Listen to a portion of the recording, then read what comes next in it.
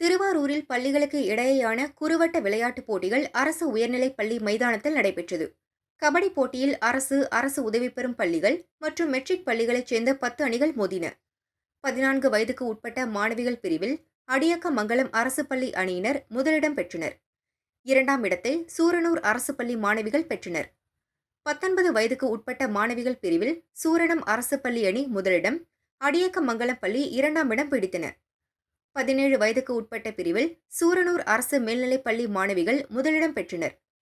பேரளம் மகளிர் பள்ளி 2ஆம் இடம் பெற்றனர்.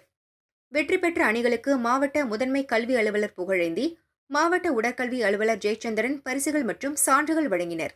முதலிடம் பெற்ற அணியினர் மாவட்ட அளவில் நடைபெறும் போட்டியில் பங்கேற்க தேர்வு பெற்றனர்.